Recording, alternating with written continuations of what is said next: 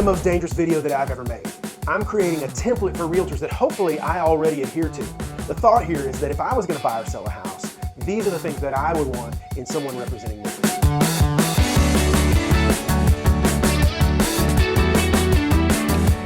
My name's Justin Cofield. I'm a realtor here in Austin, Texas, but I haven't always been a realtor. Before I was a realtor, I worked at a church for about 10 years, and during that time period, my wife and kids and I bought and sold several different houses. We moved a number of different times, and it made me realize that it's so important to have someone that you can trust. It's so important to have someone who's knowledgeable, someone who's a resource and is 110% on your team to make the process of buying or selling a home a positive one. I want to be that for you. I'm going to leave my info in the show notes as well. If I can be a resource or a guide or answer any question that you have, don't hesitate to call, text, or email. Let's get back to the video. I want to give you 7 things that you can look for in a realtor to help you with your home buying or selling process. The first thing that you need to look for is experience. Now, I had a mentor tell me years ago, Justin, if you want to succeed in real estate, you're going to need character and competency.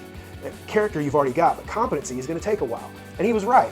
You see, real estate agents go through a lot of training and classes to get their license, but until they get their license and get some transactions under their belt, it's tough to really know how to navigate a transaction.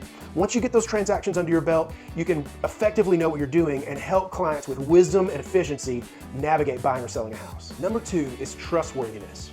Now, you've heard the statement, trust is earned, not given. There's a lot of truth in that, but you also have to balance that with the fact that you're leaning on someone that you really just met for one of the largest financial transactions that you will likely ever make. I'm a firm believer that trust follows a person, and here's what I mean. If you're an agent with a bad reputation or a negative reputation, that usually follows you. If you're an agent with a good reputation, that usually follows you. You'd be surprised what you can find out about someone on their Facebook or Instagram page. Now you may be thinking, oh, my great Aunt Susie, she's a realtor and I know I can trust her. And you may be right. Your great Aunt Susie may be the most trustworthy person on the face of the planet. But if great Aunt Susie hasn't done a real estate transaction since the 80s, that might not turn out well.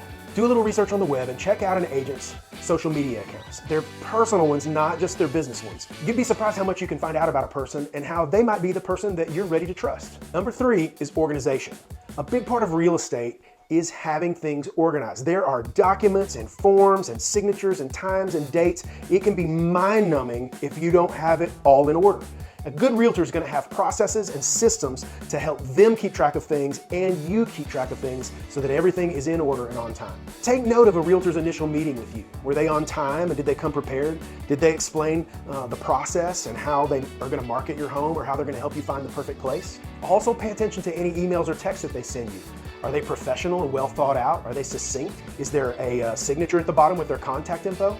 Leaning on a realtor for guidance is why realtors exist, but if your realtor doesn't know up from down, you might be in for a miserable experience. Number 4 is connections. I've often thought that one of the greatest values a realtor can bring to a client are their connections. Contractors, plumbers, electricians, painters, handymen, those are all people that realtors should know and have contact info for. Lenders, title companies, inspectors, and the best pizza in Southwest Austin, all of those are connections that your realtor should share with you. Number 5 is history. How long has your realtor lived in the city that you're looking to buy or sell in? Do they know the area well? Market data is huge. Understanding history and trends in an area is a must. Does your realtor know historical appreciation data for the area you're about to buy in? Do they know what used to be around the corner and what's being built down the street? All of these are great questions to ask. And I'm not saying you have to hire a realtor who was born and raised. Just make sure your realtor knows the area that they serve well. Number 6 is personality. I truly believe that some realtors and some clients just weren't meant to work together.